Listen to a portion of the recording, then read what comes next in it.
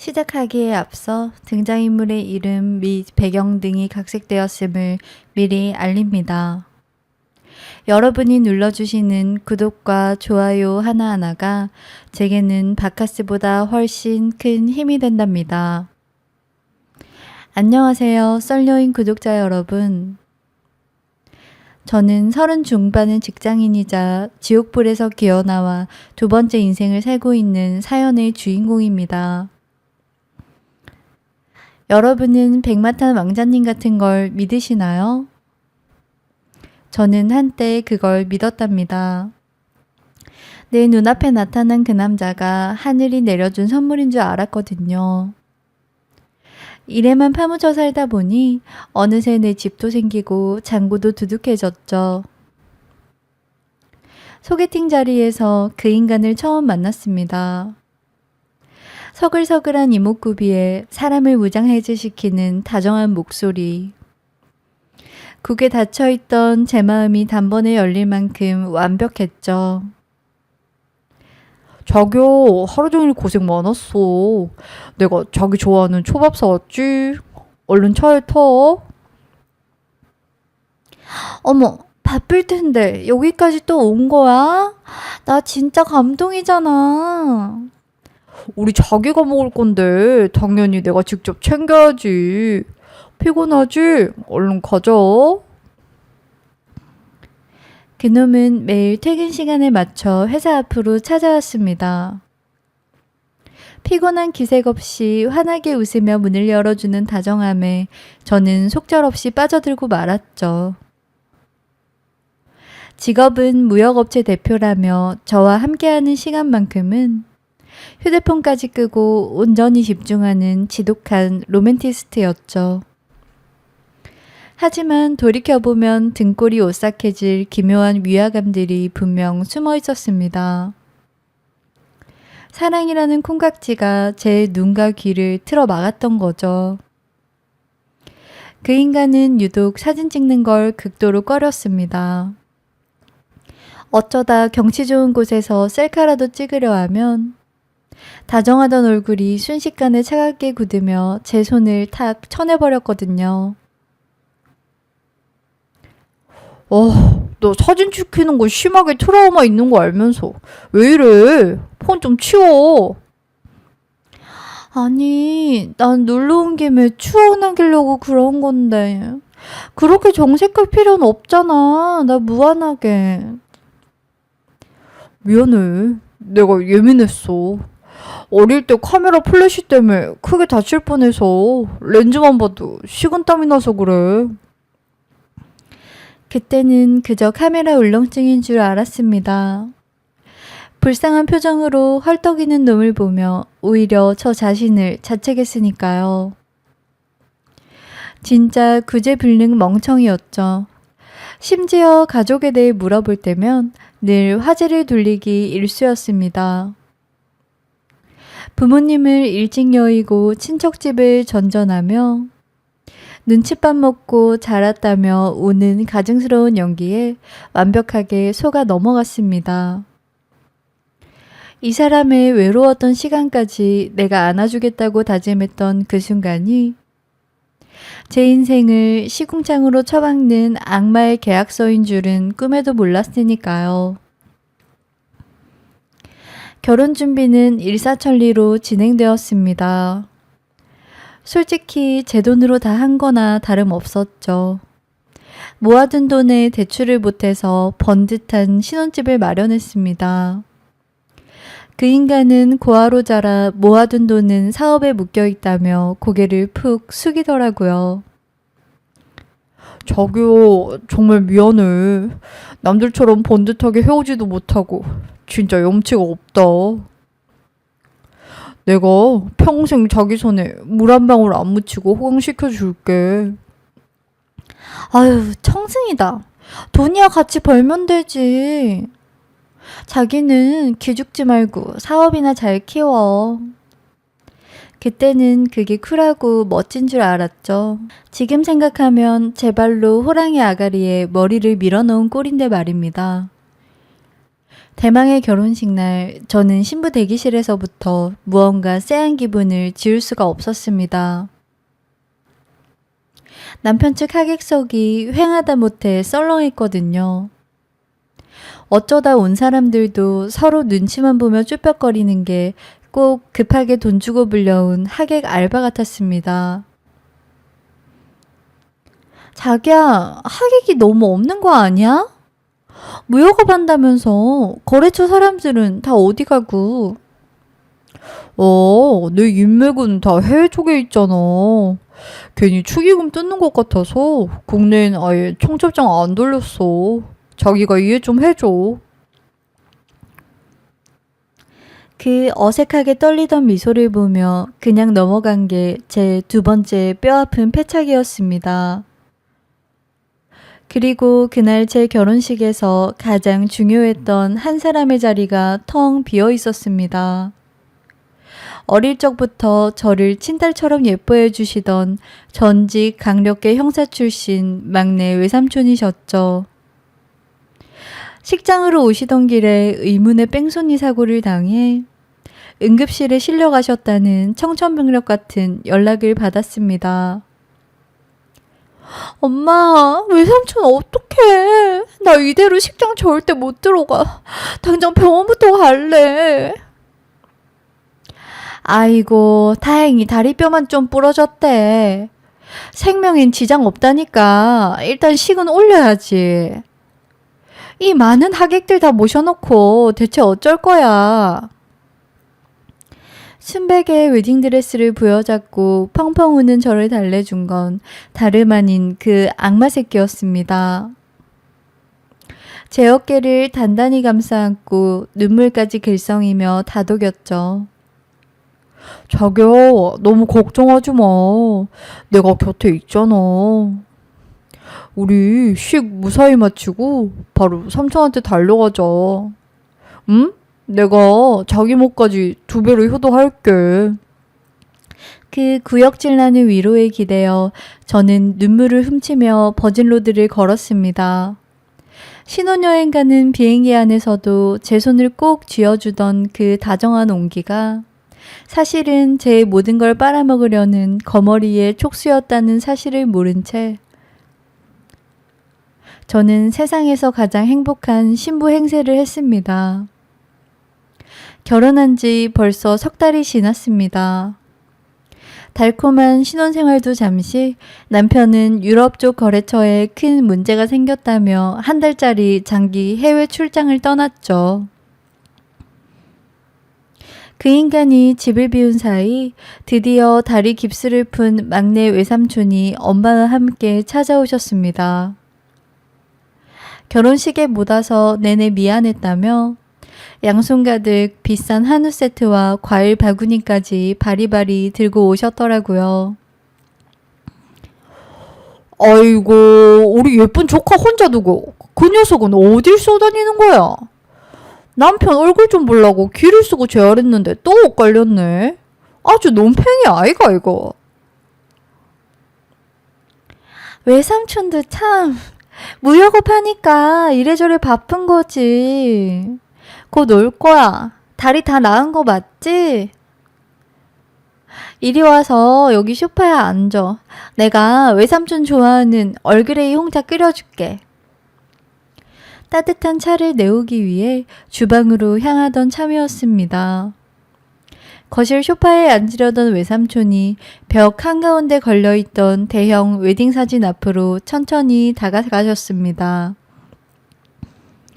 예식장 샹들리에 아래서 그놈과 제가 환하게 웃고 있는 그 사진 말입니다. 쟁반을 받쳐들고 거실로 막 나섰는데 갑자기 쨍그랑 하는 날카로운 파열음이 온 집안을 쩌렁쩌렁 울렸습니다. 외삼촌, 왜 그래? 어디 다쳤어? 피나는 거 아니야? 바닥에는 산산조각이 난 찻잔이 뒹굴었고 외삼촌은 귀신이라도 본 사람처럼 온몸을 바들바들 떨고 계셨습니다. 늘 호탕하시던 전직 강력계 형사삼촌의 얼굴이 단숨에 백지장처럼 하얗게 질려 있었죠. 이마에는 굵은 식은땀이 비오듯 쏟아지고 있었고요. 삼촌의 덜덜거리는 손끝이 향한 곳은 바로 웨딩 사진 속 남편의 뻔뻔한 얼굴이었습니다. 말도 안 돼. 이 악마 새끼가 왜 네 남편이야? 이 개새끼가 대체 여기 왜 있냐고. 외삼촌, 대체 왜 그래? 진정해봐. 우리 남편 알아? 외삼촌은 숨을 헐떡이며 바닥에 털썩 주저앉으셨습니다.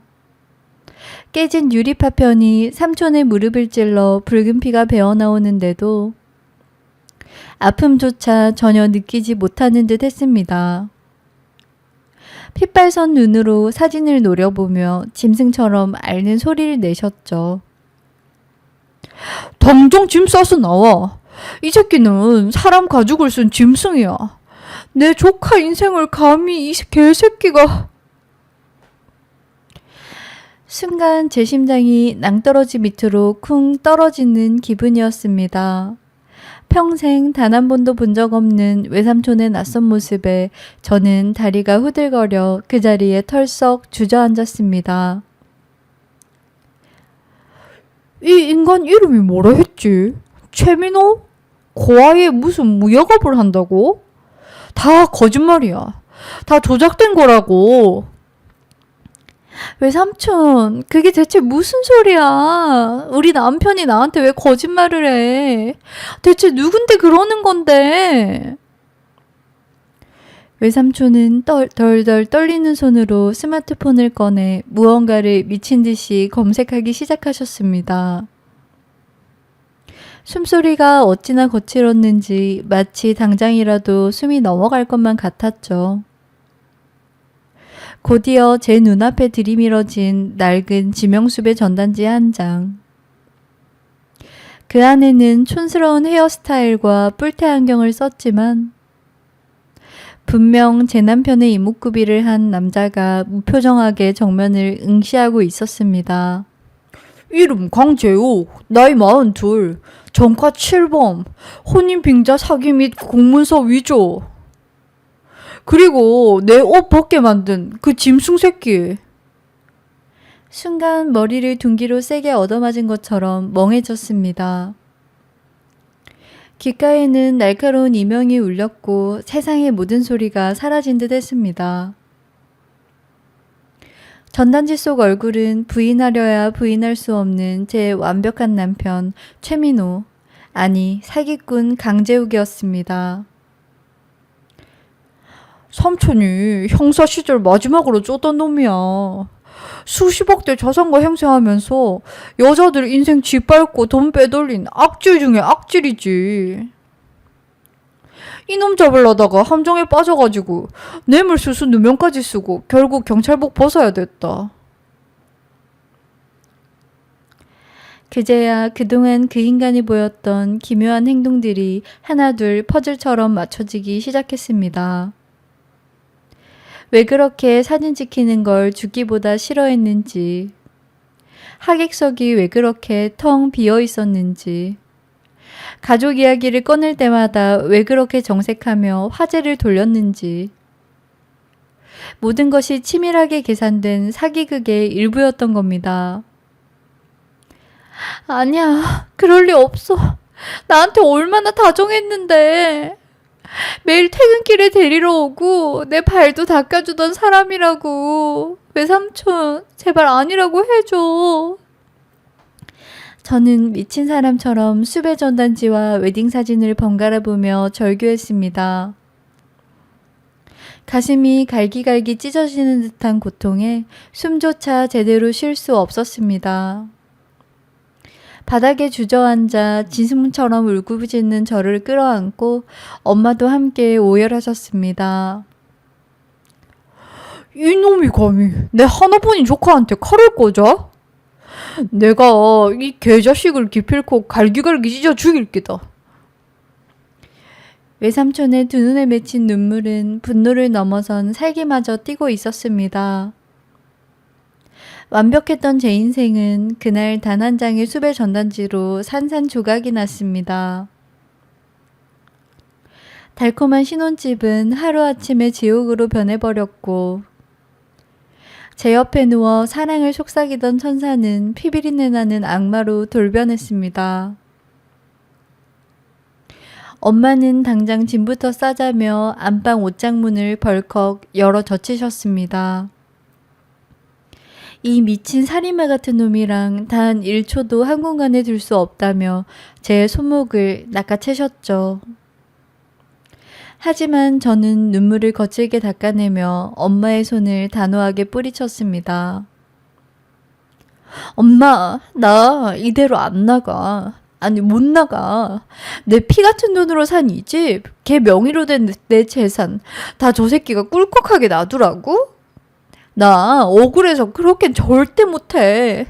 이 악마 새끼, 내가 내 손으로 직접 지옥불에 쳐넣을 거야. 그날부터 저는 피눈물을 삼키며 지독한 연극을 준비했습니다. 외삼촌은 예전 동료 형사들에게 연락을 취해 조용히 물밑 작업에 들어가셨죠. 일주일 뒤 장기 출장을 빙자한 사기 행각을 마치고 돌아온 그놈이 현관문을 열고 들어왔습니다.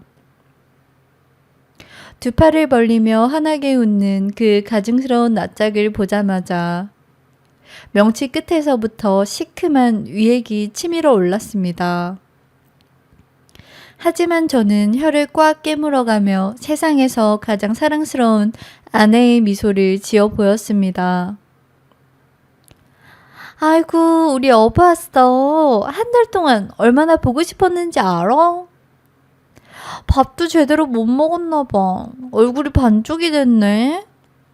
얼른 씻고 나와. 내가 자기 좋아하는 갈비찜 해놨어.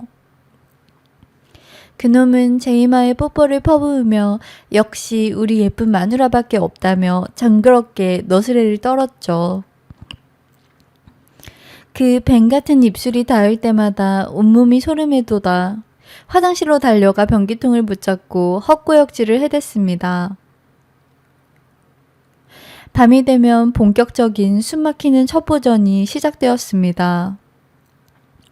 피곤하다는 그놈의 와인잔에 미리 처방받은 수면 유도제를 몰래 타먹였죠.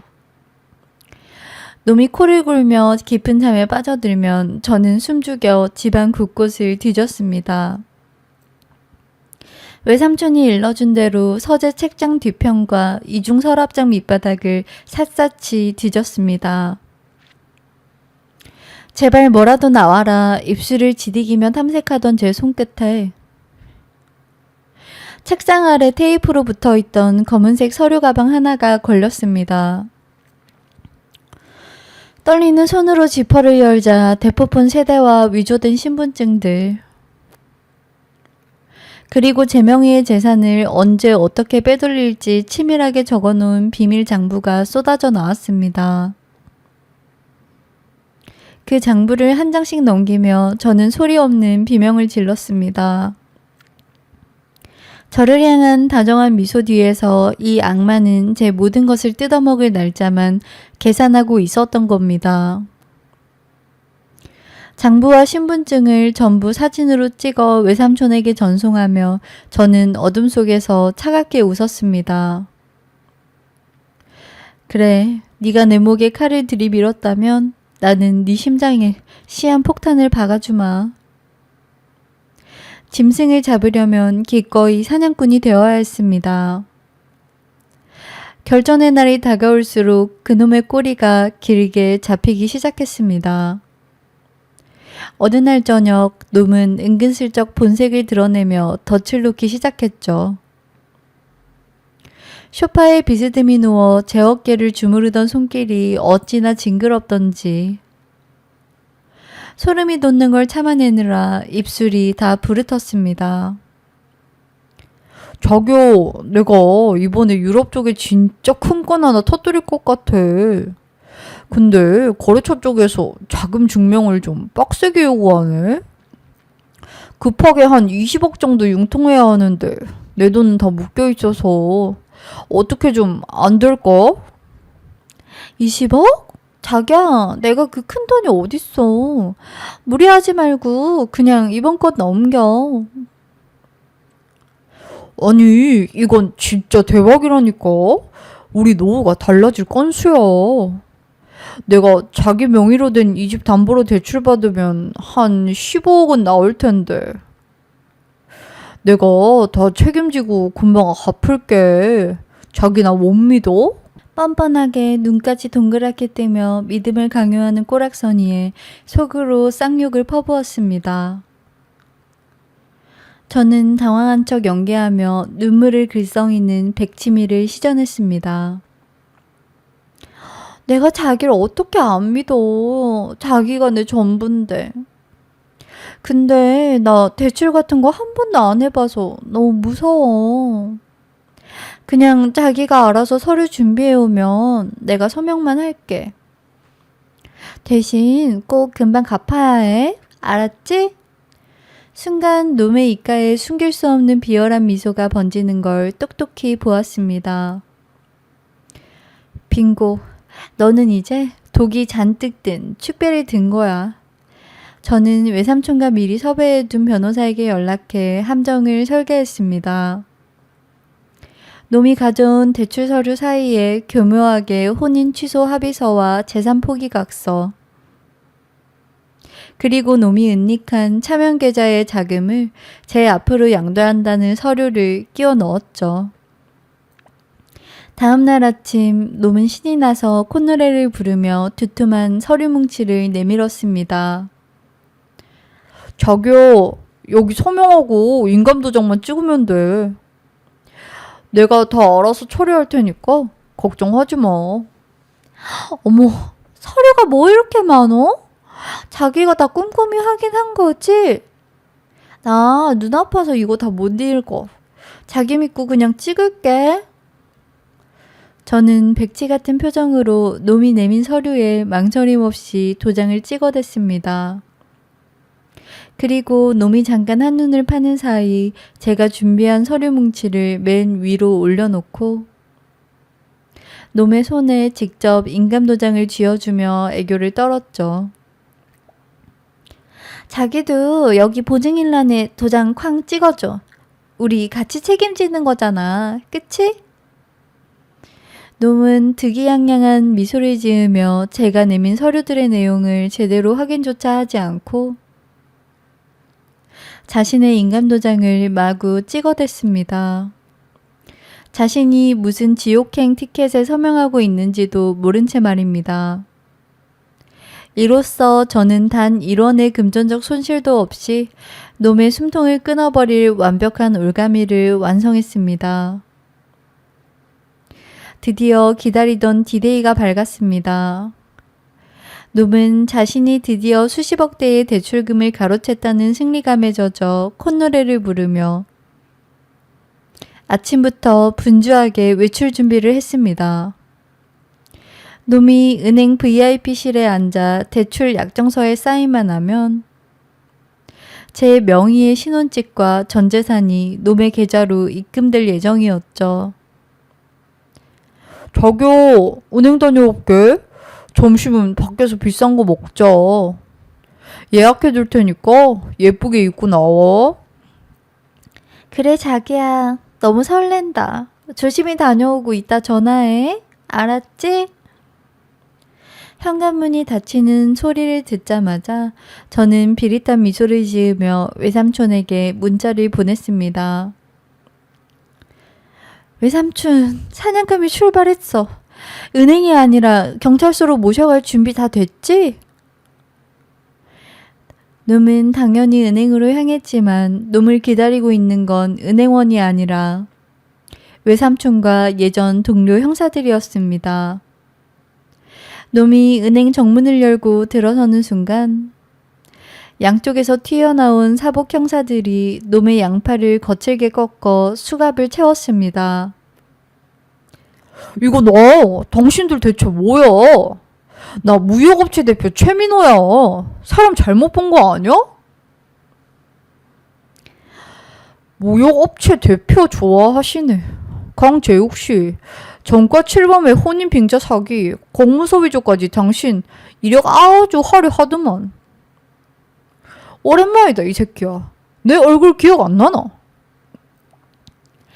외삼촌의 싸늘한 목소리에 발버둥 치던 놈의 고개가 휙 돌아갔습니다. 그리고 삼촌의 얼굴을 확인한 순간 오만상을 찌푸리며 욕설을 내뱉던 놈이 입이 떡 벌어지며 사색이 되어버렸죠. 강 형사님, 아니 강 형사님이 여기를 어떻게... 그래, 내다 이 개새끼야. 네가 옷 벗게 만들었던 강 형사다. 내 하나뿐인 조카한테 수작을 부려? 오늘 네 제삿날인 줄 알아라. 얼마 뒤 저는 화려한 화장을 하고 여유롭게 경찰서 조사실 문을 열고 들어섰습니다. 놈은 수갑을 찬 채로 형사들에게 둘러싸여 덜덜 떨고 있었죠. 저를 보자마자 놈은 구명줄이라도 잡은 듯 미친 듯이 소리를 질렀습니다. 자기야, 이거 다 오해야. 나 아니야. 이 사람들이 나한테 누명 씌우는 거라고. 제발 나 좀 살려줘. 그 가증스러운 목소리에 저는 참았던 분노를 터뜨리며 들고 있던 서류 뭉치를 놈의 면상에 집어 던졌습니다. 촥 하는 소리와 함께 위조된 신분증, 대포폰, 기록, 비밀장부, 사본이 바닥에 눈속이처럼 흩뿌려졌습니다. 자기 좋아하네. 이 짐승만도 못한 새끼야. 내 앞길 막으려고 작정했으면 똑바로 알아보고 덤볐어야지. 네가 건드린 게 전직 강력계 형사 조카야. 네가 훔치려던 집이랑 돈 내 명의로 다 돌려놨어. 네가 찍은 그 도장 덕분에 넌 10원 한 장 못 건지고 빵에 처박힐 일만 남았다고 이 쓰레기 새끼야. 다정했던 놈의 목소리는 온데간데 없이 상스러운 쌍욕을 내뱉으며 본성을 드러냈습니다. 그 발악하는 꼴을 보며 저는 온몸에 핏기가 가시는 듯한 전율을 느꼈습니다. 그놈은 사기 및 공문서 위조 혐의로 그 자리에서 구속되었습니다. 조사가 시작되자마자 꼬리에 꼬리를 물고 여죄가 줄줄이 쏟아져 나오더라고요. 과거 외삼촌이 쫓던 사건부터 시작해서 그동안 신분을 세탁하며 수많은 사람의 인생을 짓밟았던 악행들이 전부 세상에 드러났습니다. 결국 그 악마 새끼는 징역 15년이라는 중형을 선고받고 차가운 깜빵 바닥에 나앉게 되었습니다. 물론 저는 단 1원의 금전적 손해도 보지 않았습니다. 놈이 헛된 망상에 빠져 마구잡이로 찍어댔던 인감도장 덕분에 제 재산은 완벽하게 지켜냈거든요. 혼인무효소송 역시 놈의 명백한 사기 결혼과 신분 위조 증거들 덕분에 아주 깔끔하게 승소 판결을 받았습니다. 법적으로도 제 호적에 그 더러운 이름 석자가 남지 않게 된 거죠. 지옥 같았던 끔찍한 악몽에서 완벽하게 깨어나는 순간이었습니다. 모든 재판이 끝나고 저는 놈이 수감되어 있는 구치소로 면회를 갔습니다.